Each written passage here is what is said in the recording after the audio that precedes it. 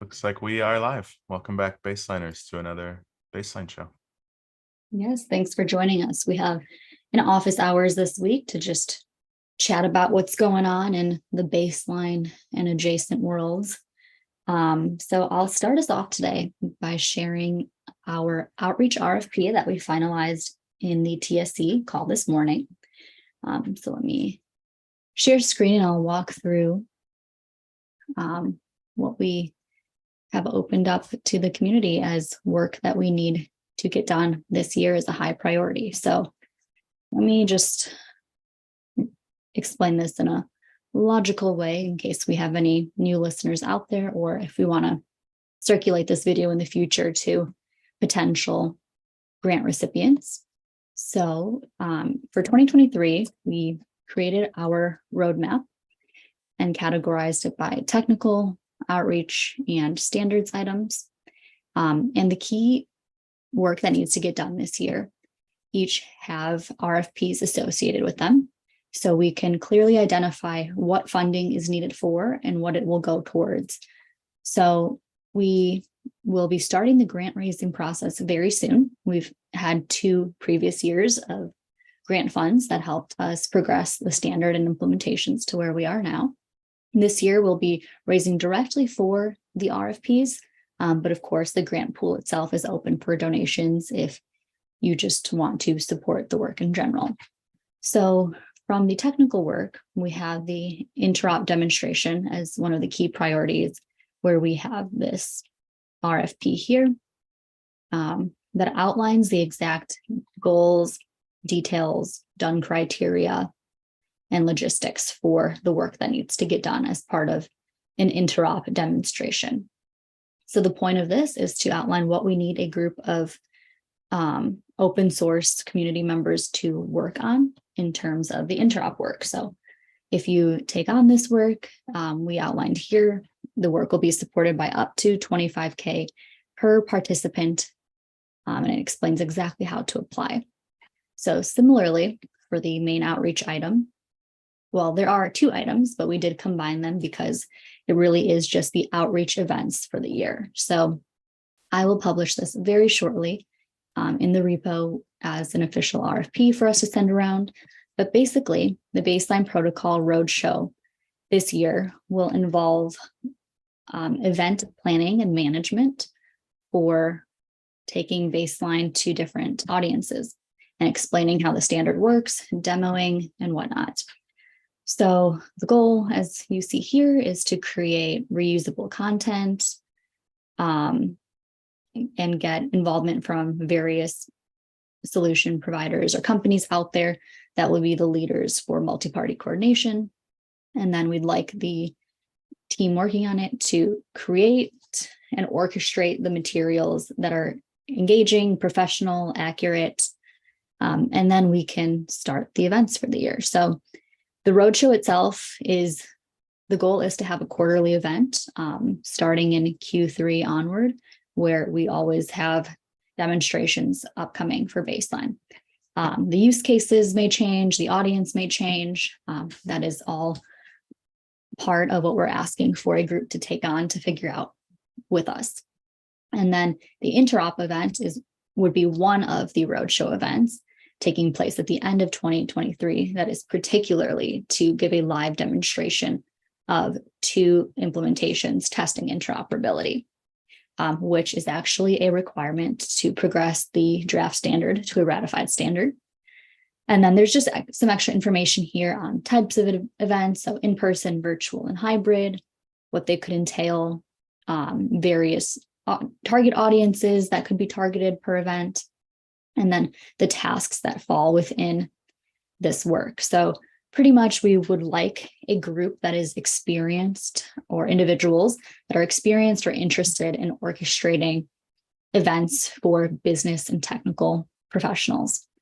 So we would want a strategy and plan for the roadshow, content that's configurable, marketing campaign materials, event content itself, and then the actual hosting of the first 3 events, the second of which is the interop event. So really, it's truly the point of what our outreach team exists for.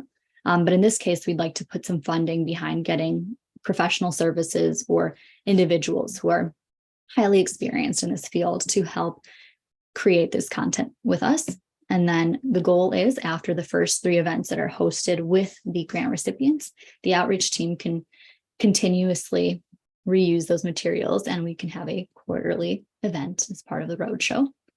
So we also have a rough timeline here just to make it a little more clear. And then logistically, we're saying there will be about 25K supporting this work. So anyone can submit a grant proposal, as we usually do. All the details are in the grant repo. We can send the link in chat. And it has the full instructions.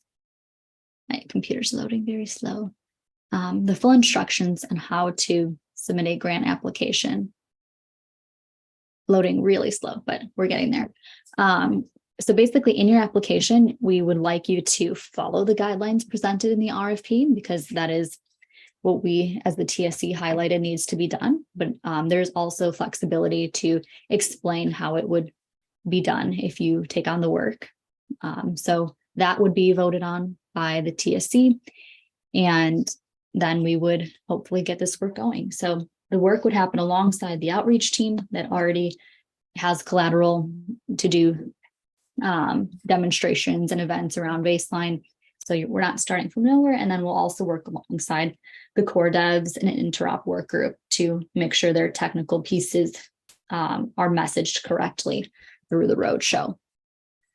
So I will get that RFP in today, and we will start circulating to see if there are any individuals or companies that would like to help us orchestrate the baseline roadshow this year. Did I miss anything important for anyone who's been part of those conversations? All right. That sounded pretty well covered. Awesome. So then, of course, the missing piece is, how do you donate to the grant funds? And we are figuring that out with the technical steering committee and project governing board to ensure that we can use the same tools we've been using in the past to donate and distribute funds. We're just working through some governance details there for sponsor and non-sponsor donations. And at that point, we'd be kindly asking all of our followers and community members to share with companies that might be interested in helping fund this work, as well as being part of it. All right, on to some more exciting stuff. So Ananth, I'd love to hand over to you and learn about your awesome project going on in the mega project management sphere. Would love to hear more about what you're working on and what you need and how it relates to baseline. Right. Thank you, Sonal. So I guess most of the people on this call have heard me talk about this a few times before, right? Mega projects are kind of like the headline, when it comes to big capital projects and issues that they face with regards to, performance management, etc. So we are trying to make big capital projects, which include several mega projects, perform better. We are trying to make them better in terms of their schedule performance, their budget performance, and also the scope performance in terms of them delivering what they're supposed to deliver, right? This is, like I've said many times before, it's a huge problem, massive economic costs, they're all heavily over time, over budget, etc. A lot of the issues and, all the details, this is based on a lot of research, which is all linked in my papers, etc., which is on the website and other places. But a lot of it comes down to the issues that we have with coordinating across company boundaries.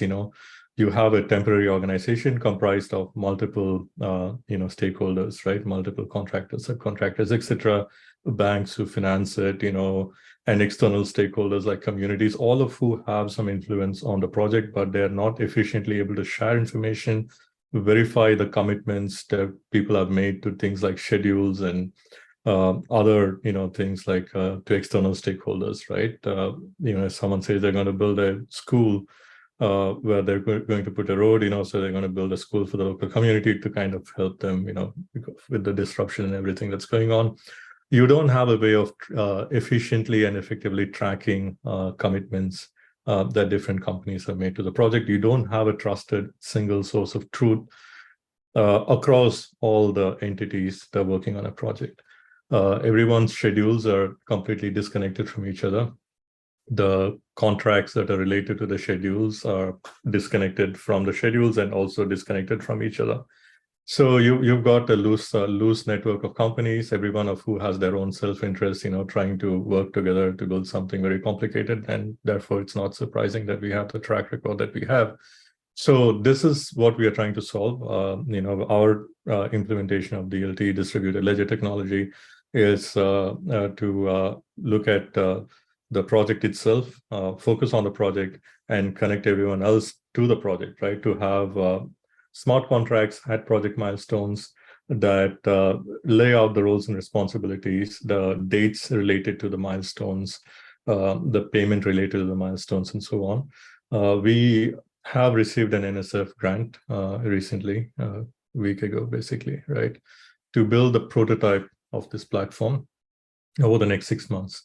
Now, after 6 months, we are eligible for a larger grant as well. Of course, we need to execute the work that we are doing in this phase one. And in phase two, we will be, we are eligible for a larger grant, which we have a very good possibility of obtaining, because the use case that we have is exactly what the NSF really likes. And also we will be, trying to raise money from the market as well, but we want to have all of this behind us before we get to that point, right? So that's kind of where we are. And we are looking for a couple of developers, to work with us through the 6-month phase one and continue, into the next phases as well as we build this company up, right? Potentially continue with us, right, over the next phases as well. The way we are going to build a prototype is we need to develop the smart contracts, that are related to the functionality that we require, right? Some of this work I've already started, right? So we need to have 1 or 2 smart contracts that represent the most commonly used milestone contract patterns in projects, right? Where typically you have a promoter or a client who's basically paying for the project. You have some people who are doing the work, contractors, subcontractors, and whatnot.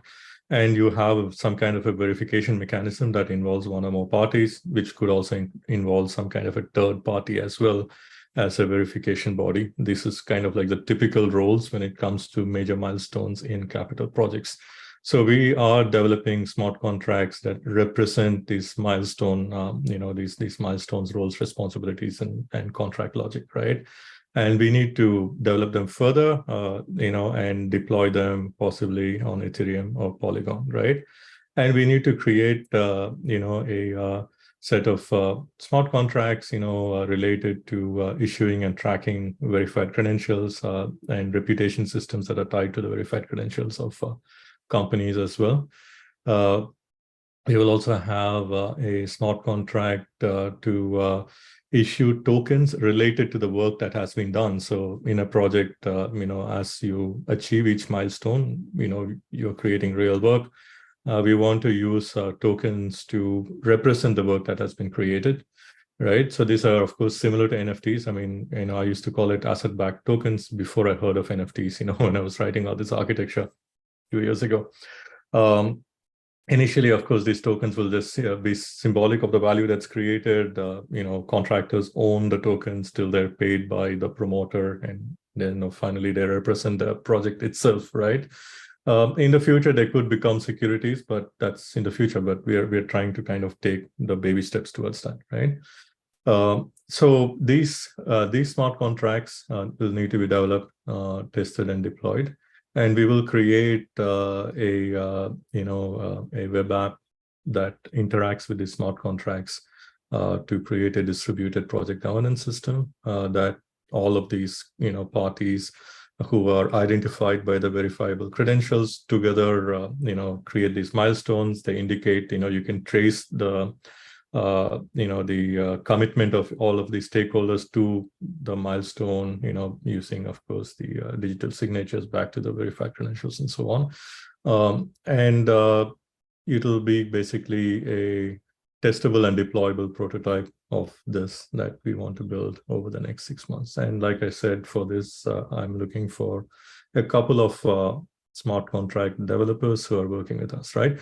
And with regards to the kind of baseline and what we are developing at Cyberium, I mean, the relationship, of course, is basically we are looking at enterprise business to business workflows, right?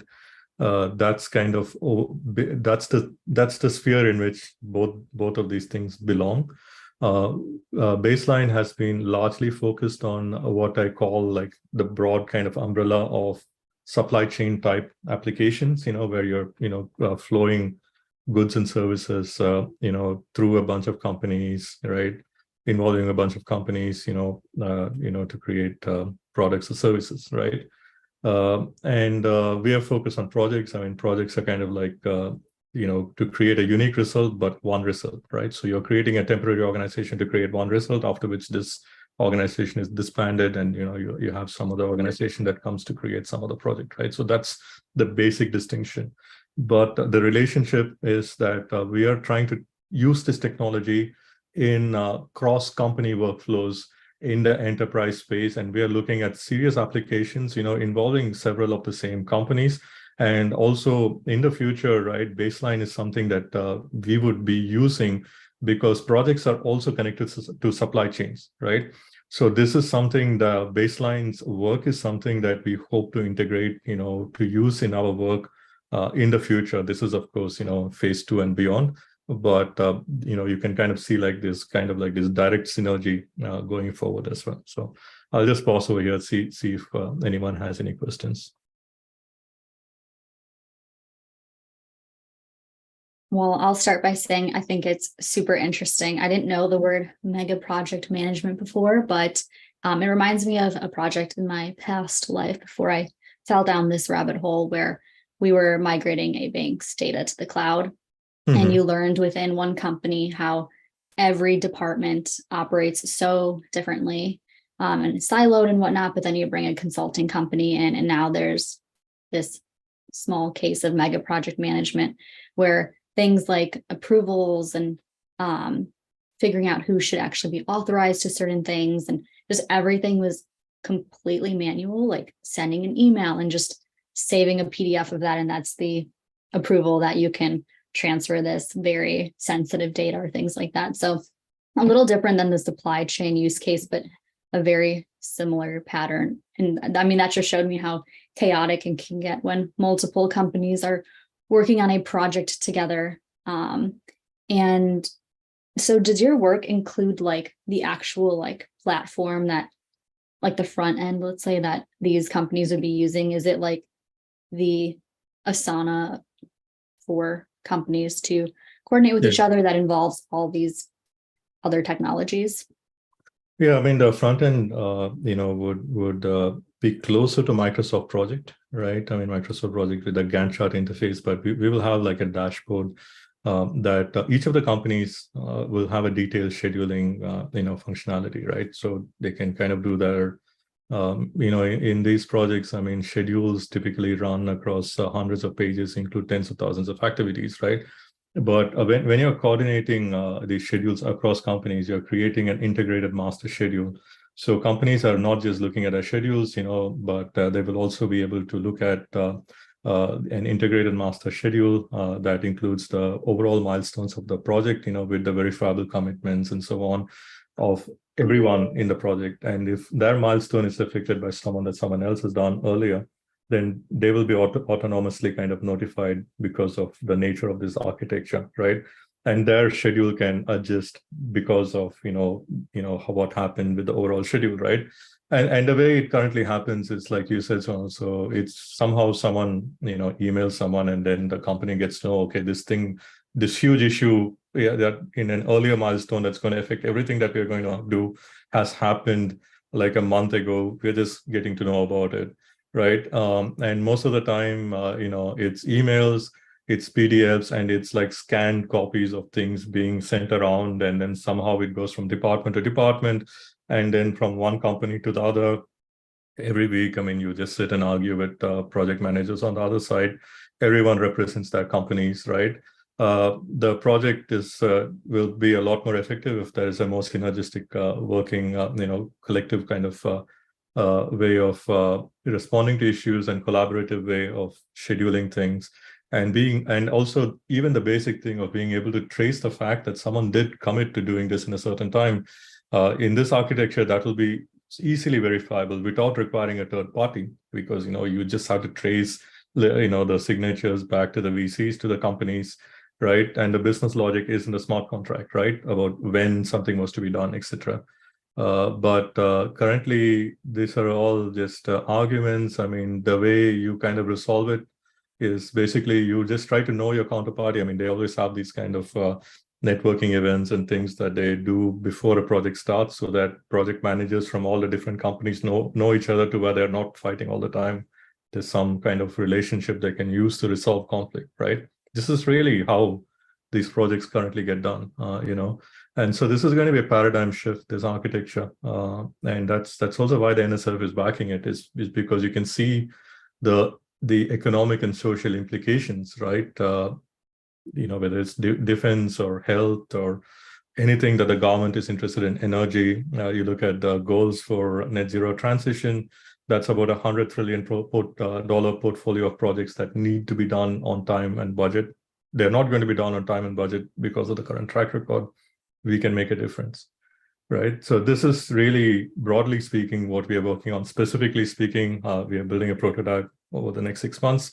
We need to develop the smart contracts and build an app around it. We've already started some work on it. So whoever comes on board will be helping us over the next 6 months, and potentially also continuing with us as we build this company up into becoming a project governance system provider. I mean, we call ourselves, we say that we will become the platform for project governance, when it comes to big capital projects. And that's really where we want to head to. Super cool. So you are looking for 3 developers to support this first phase that need to be US citizens, and ideally starting as soon as possible. Yeah, actually, we figured that we can get someone who's on a valid work visa as well. I mean, we thought it had to be just US citizens and, permanent residents, right? But looks like we can also hire people on a valid work visa. So anyone who's eligible to work in the US currently can be potential candidates. Awesome. Yeah, I will share your LinkedIn in chat, and also clip this video up a little bit to post on the Baseline socials. But do any of you here have questions on the project itself?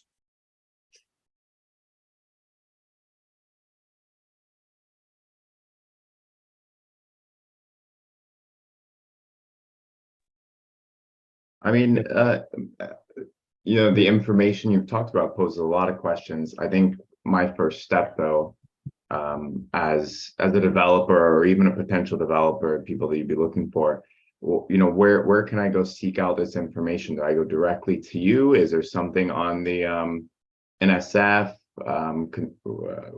that pertains to your project? Or well, the easiest thing is to Google Siberian, right? And go to our website. So on the website, there's a wealth of information, right?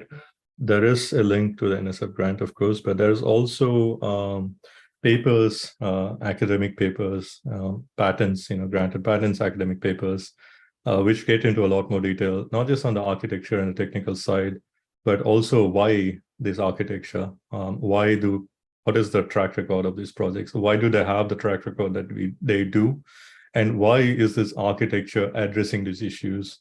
All of these is answered in a lot of detail, especially in the papers. And, of course, the papers have like a ton of references, so you can go down the rabbit hole any way you want and find, any amount of detail. Detail is one thing that's definitely not lacking. There's a wealth of it, right? Right, yeah, this is nice, a nice centralized portal for you to find everything here, and everything on this site relates to this mega project management tool here. Yeah. Yeah, and just one other thing. So on the front page, the links to the papers go to the academic journals that publish them. It costs money to download the paper from the journals, but I already also uploaded them. So for instance, if you go to services, Sonal, if you don't mind, I just wanted to show people the links, right? And if you could go down, right, further down, here is the first paper. This is about machine learning for project forecasting, right? So this one goes into a lot of detail into the causes for project underperformance, etc. So this is an academic paper. It's a pretty long paper, but it is very detailed about the problems with these multi-party workflows, right? And also it goes into machine learning for forecasting in this project. So that's quite an interesting paper. And if you could scroll a bit further down, this paper talks about a lot of these technologies and how they can work together, right?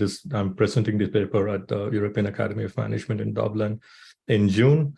And below this is yet another paper, which is directly related to the DLT. So if you don't mind, Sonal, do you mind clicking on that thing? So now this paper gets directly into the architecture. We are not going to build out this entire architecture in the form that it is for this phase. We are building a simplified version of this architecture with some differences from what is proposed over here, for phase one, because phase one is really a prototype, and that's what the NSF expects you to do as well, right?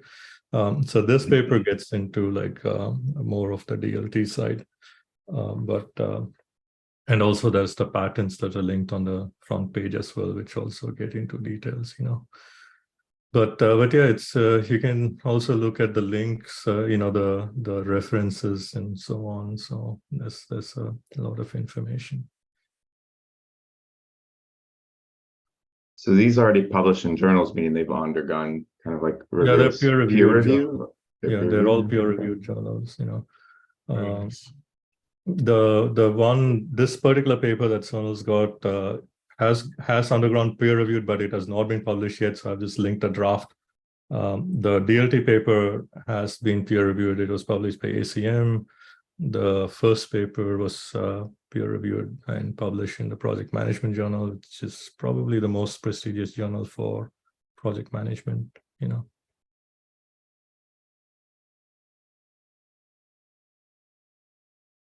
Awesome. Anything else we should take a look at on the site while we're here? I think that's kind of like the mother lode of information, right? And there's a lot of things there.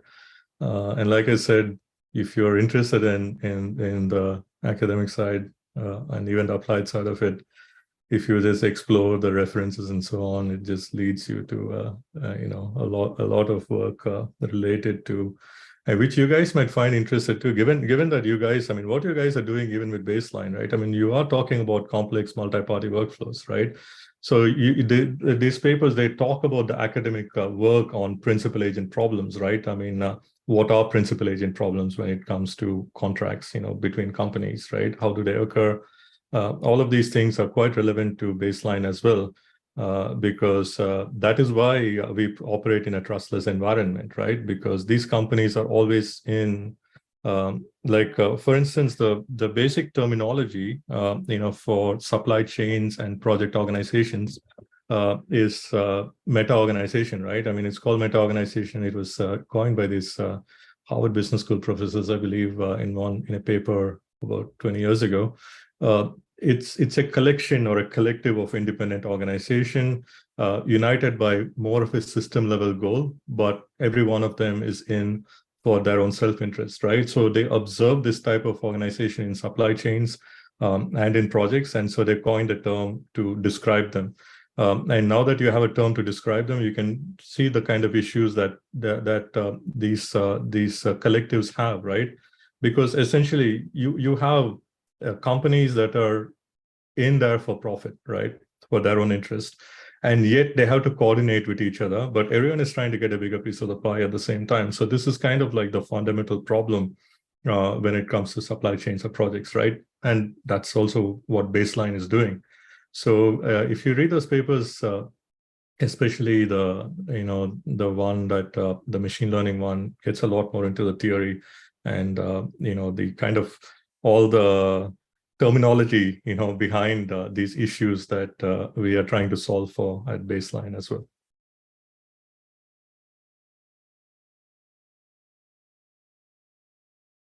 Awesome. Thank you for sharing. Anything else? Any questions or comments?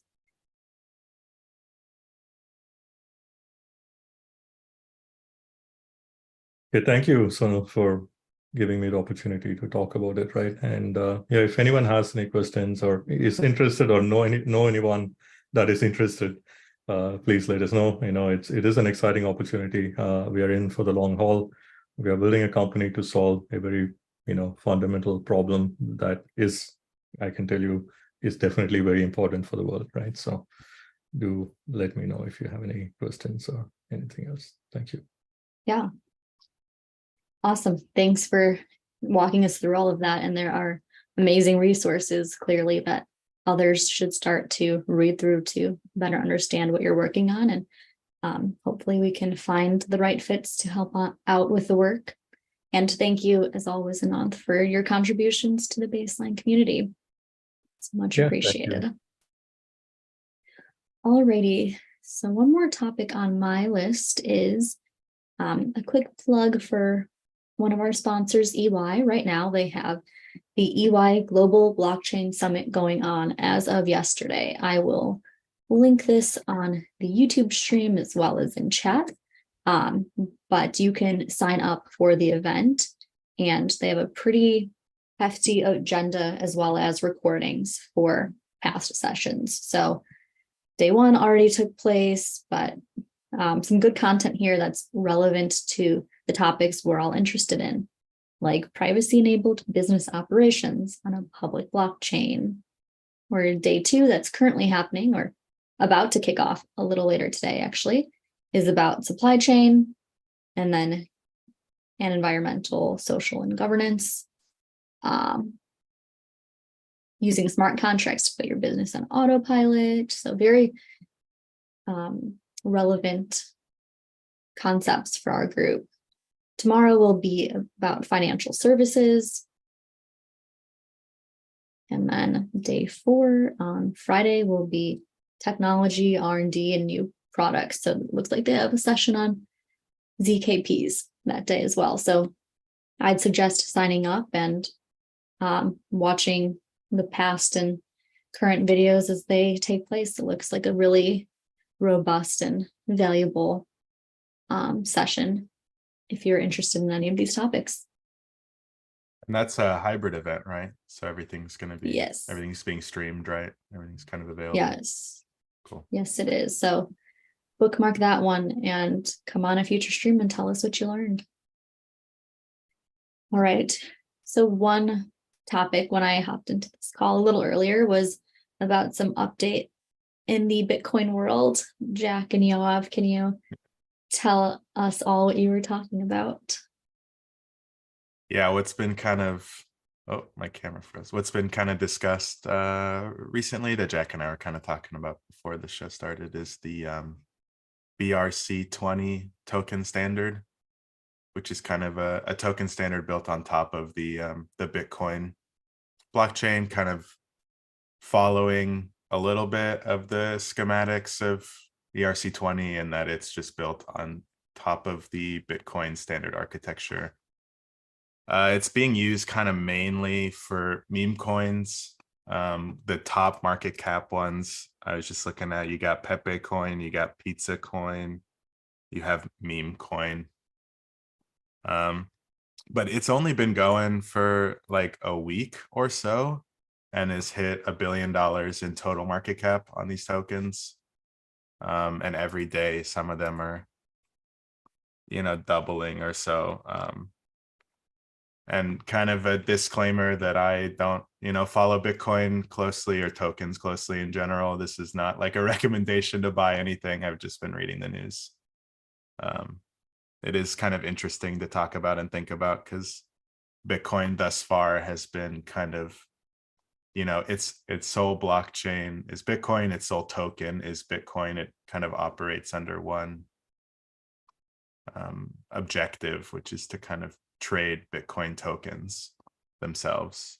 So it's been, or Bitcoin coins, I guess. I'm not really sure in Bitcoin terminology, token or coin, but yeah, it's been kind of interesting because it changes that ecosystem a little bit, even if they aren't, even if they are just kind of based on the Bitcoin's underlying architecture, unlike Ethereum, where you can kind of be an ERC20 and still kind of change your own underlying use case with smart contracts and things like that.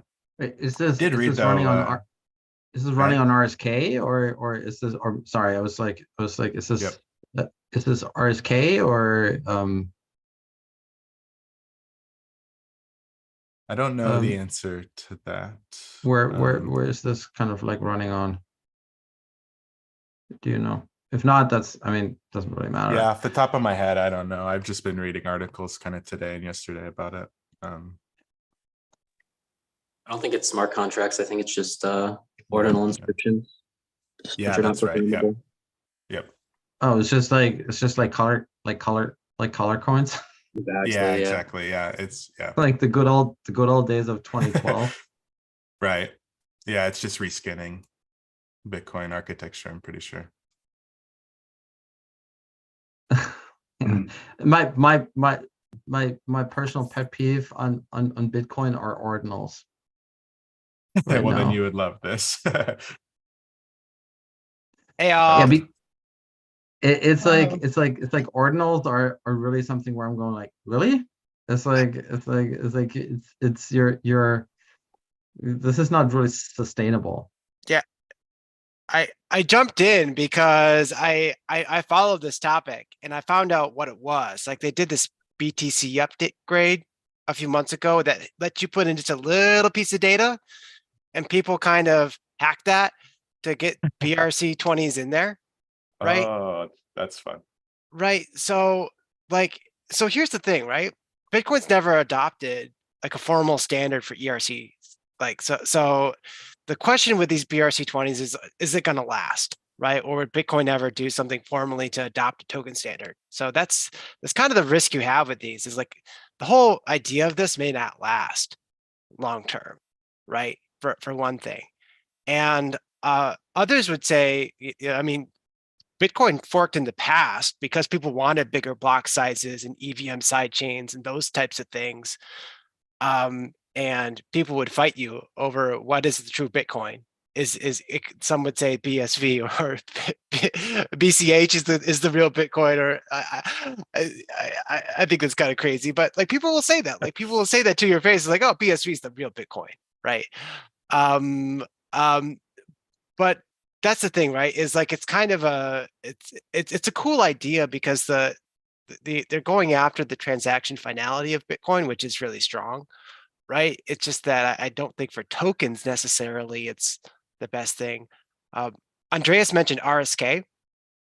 That's an interesting platform.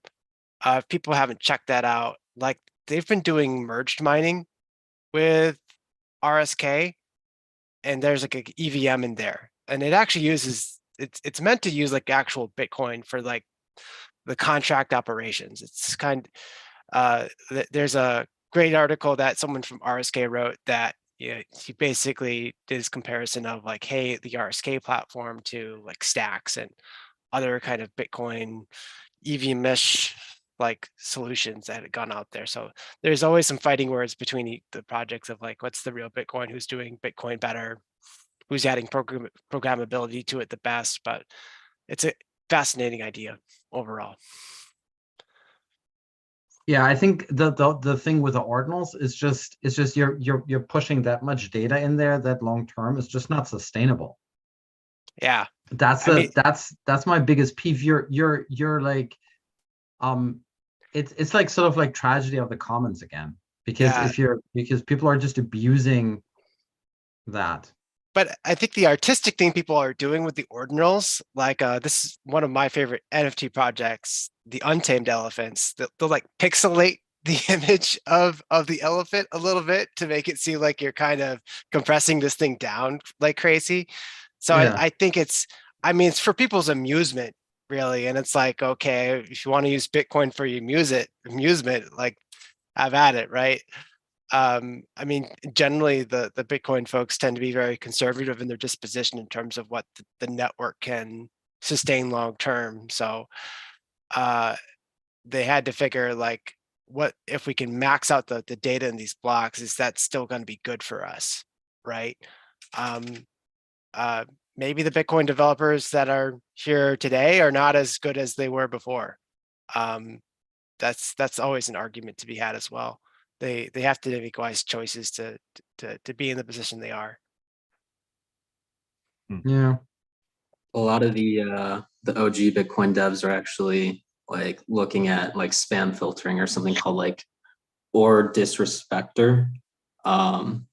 To like, and I don't think it's a protocol wide thing. I think it's just like you set this up on your node and it will just not process ordinal transactions, which is funny for a permissionless blockchain. But yeah, there's a lot of vitriol at like the really OG level towards ordinals. So it's definitely not guaranteed that all these things will continue to be present. I mean, they're present because they're in the block space, right? So there's that. I think it's just a kind of a cultural thing within Bitcoin in terms of like how far should you push the programmability to it, right? Do you want this to be something different than money, or have, you know, kind of metadata to money of sorts, or programmability? How, like, what should that really look like overall? It's kind of generally the thought's always been that Bitcoin has been kind of conservatively maintained so that there's this continuity to it, that it's unchanging in a way, right? And that's the quality to it, that it's not going to have that lindiness to it.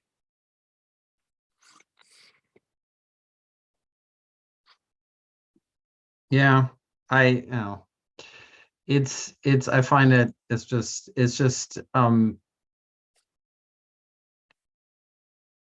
I think it's going to cause long-term problems. So it's like you already have like with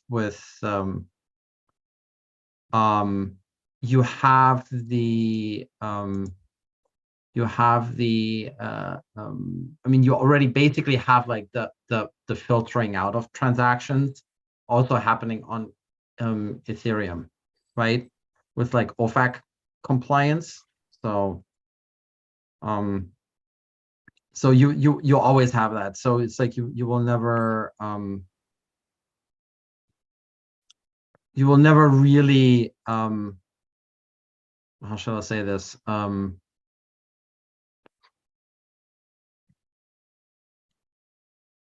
You will it's like there's never going to be like true censorship resistance, because you know, there's going to be censorship for valid reasons, let's put it this way, if that makes any sense at all.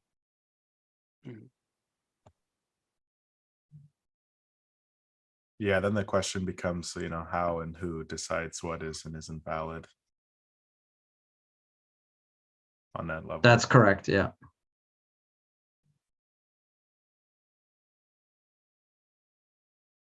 I will say though, like whenever when I talk about blockchains and when people get into Bitcoin and like trying to understand what that is, like some of the cool things that, like when you start to try to explain like non-financial use cases of it, like it is things like when people have done uploaded the picture of like Tiananmen Square into the block space, or different pieces of like catechism or verses of the Bible, right? And this idea of immutability or non-repudiation of data, meaning it's gonna be there like almost no matter what, right? Like, you know, those examples have always been kind of powerful ideas that I think it inform rest of blockchains in general.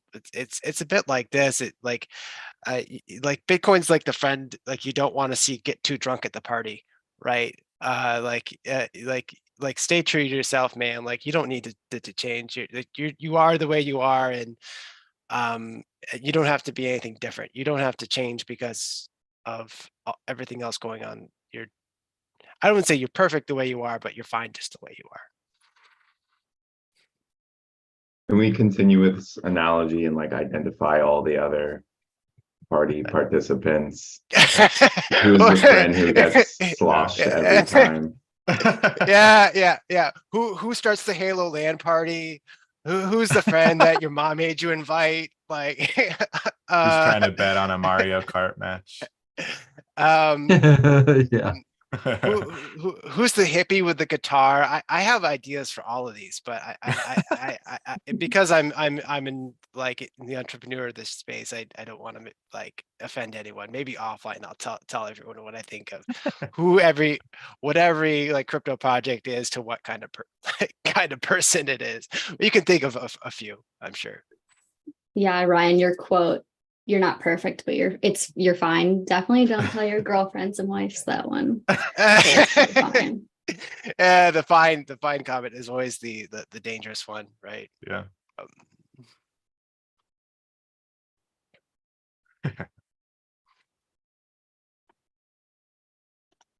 Yeah, thanks for hopping in, Ryan. I was reading your comments in chat and going to interject them at some point in the conversation, but you joining and telling us more was even better. Yeah, definitely. Especially since Yeah, it's all kind of so new and unknown. We needed more of a Bitcoin expert, somebody from Yeah. the old guard.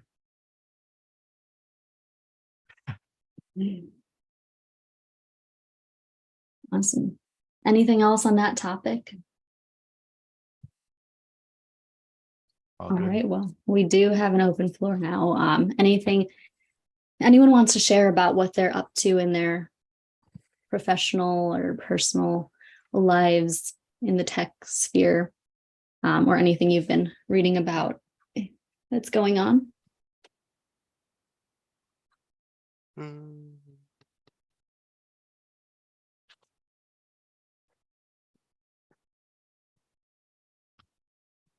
Well, we at Provide has been at Cello Camp last couple weeks, and that's been really interesting getting to know just a number of different projects across that specific ecosystem, right? In terms of what kind of things people are building, right? And why they're there instead of Ethereum. And it's always not so much about the technology, because in the case of Cello, right, they pretty much copied Ethereum entirely, right? And they follow the Ethereum roadmap pretty like carefully. It's more about the kind of network participants that are there, right? And what types of things that they'll from the network level are they prioritizing, which is interesting. It's a lot of refi, a lot of emerging marketplace like type of apps. I think it's a really just a different flavor of Ethereum in a way, and kind of meant to be that way. But yeah, definitely the big focus is refi over there.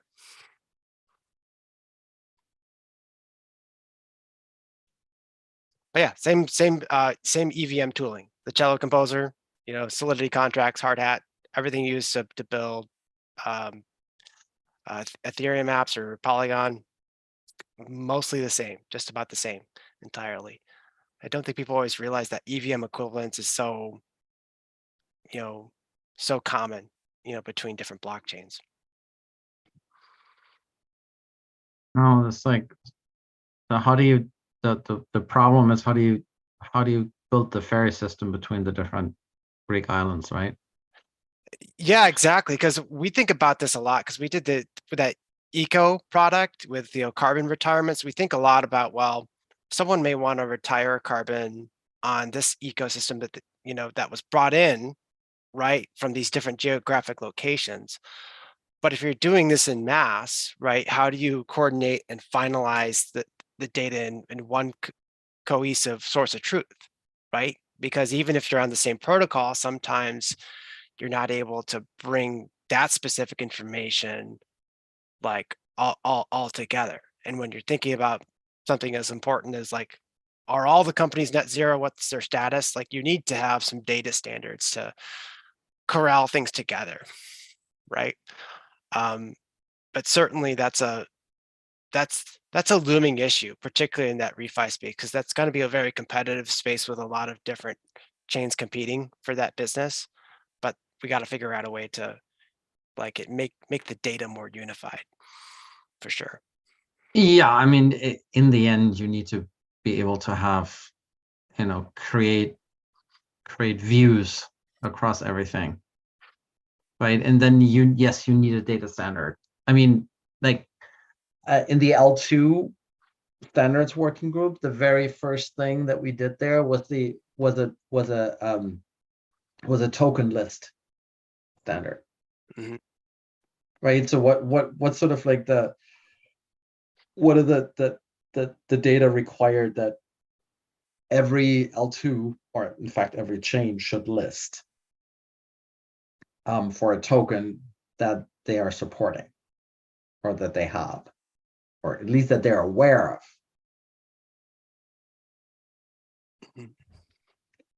Right. So it's because otherwise, how do you know where this is coming from, etc. It's really problematic. What's the origin chain of that token? I recall your excellent writing on the cross-chain madness, Andreas, of like when you have a wrap token and it kind of goes through 3 or 4 different, L1s of like wrap status or bridge status. Like how do you still know that wrap token is still collateralized, right? The way it was meant to. Right, unless you have like swapped it into native token, right? At that point, it's no longer a problem. But if you wrap it, then you need to worry about leverage. Yep.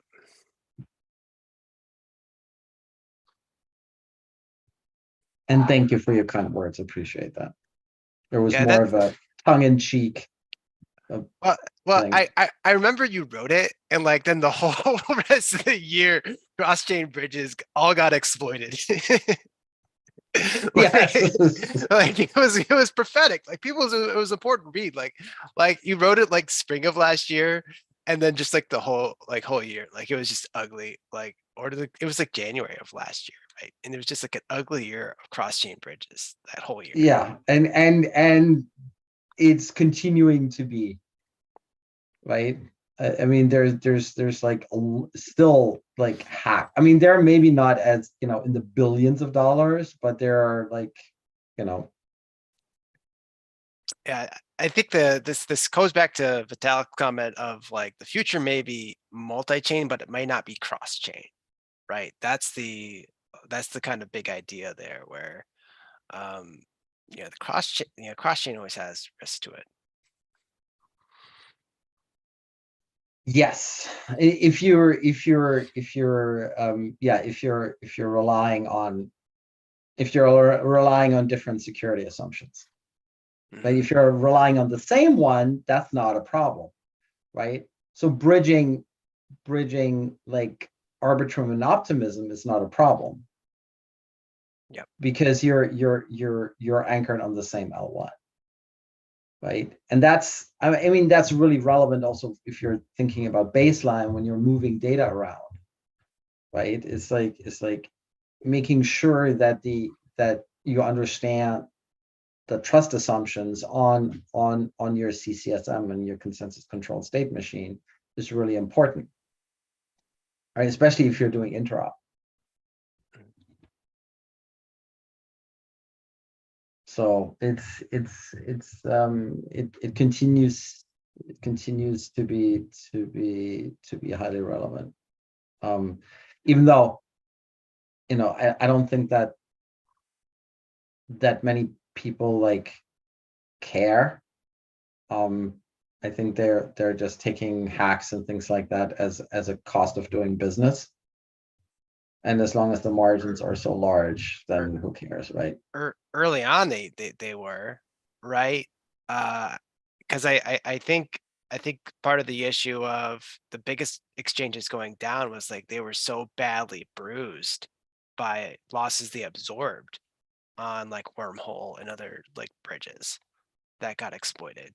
Because it was the weird thing was like when the bridge hack started happening, you would read about like someone just had $200 million, just to put up to like save the funds, which is nice, but it's like, how many times can someone do that?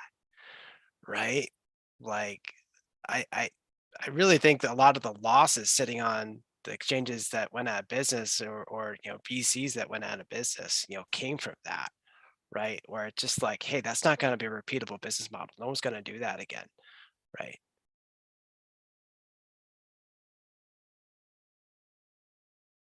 Maybe they will. I don't know. It could be a crazy world. Yeah. I mean, there's, yeah, they're being flushed out through the regulatory pressure that's just mounting. Mm. Right? I think I was like wondering, I've like wondered for a long time why the SEC is not going like more aggressively after different projects. And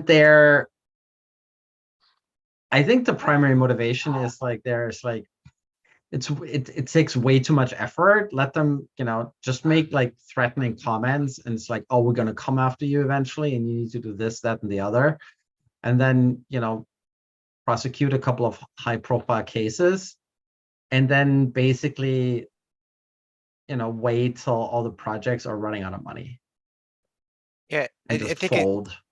I think you're right. It's always the try to make an example of somebody, like the Gensler video where he like proudly boasts of how he fined Kim Kardashian for promoting something in the past. Yeah, what, like $2 million, which is like, it's like not even like a quarter day of margin for her business.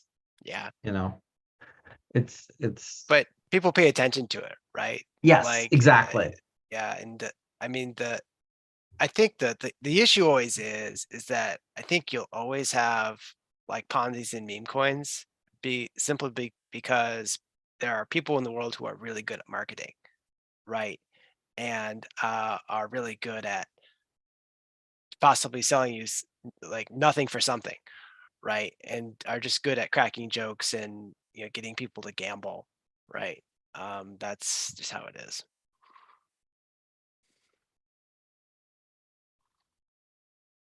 Yeah, I mean, it's so what I find really instructive is like it's like looking at like L to beat. If you sort of like want to see sort of like the sort of like the whole blockchain space sort of like condensed into one sector is really layer twos. Wait a second. I'm just pulling this in, and just to see, everybody wants to check that out. Like total value locked, obviously it has increased. It was like, but if you're looking at it and you're like, oh, L2s, right? And then you look at like the TVL, the total value locked, and then you're realizing, oh, like 90% of all value is sitting like on 2 L2s, right? Arbitrum 1 and Optimism. And then like there's like nothing. And then when you look at it, it's like, oh, it's like, 7 billion or something like that. Like 8, right? Total one is like 8.9 billion. So this is like a fraction. I mean, a fraction. And imagine how much hype you've had on like layer twos. Mhm. Right. And right? And you look at if you look at the activity and you're like, oh, there are like thousands of transactions, like, and you look at what sort of like the maximum scaling factor is that they're going like over like a week is like 3x, right? And then again, you're looking at it and you're like, okay, you know, there's like you know, you basically have one chain where there's a lot, one L2 where there's a lot going on, which is Arbitrum 1, which is like on the same order as Ethereum. Like roughly, if you're looking at over like a 30-day period, it's like Ethereum has like 30 odd million transactions and Arbitrum has like 35, so 31 to 35, right? But then, you know, you have like the next largest one is like at 10 million over 30 days. And then the next one is 9 million. Or there are a couple with like between like around 9 million. And then the rest is like, boom, there's like not a whole lot. Right. And a TPS is like, it's like around 1 or 2. Right. That's not a lot going on. Yeah, it's always the question that I have is like, what is the real world use case that these DeFi apps are actually plugging into, right? If there is one, right? Or is it just kind of experimental, still all experimental speculations? Probably is more on that. I mean, of course, there's always people who use lending protocols to kind of, you know, manage a personal financial situation, but like, what's the real business use case that's plugging into these things? Because it takes effort, you know, to go through wallets and go through DeFi and go to other chains, right? It takes effort to get Yeah. onto these other things down this list, right? Why there instead of somewhere else, right? That's the question always.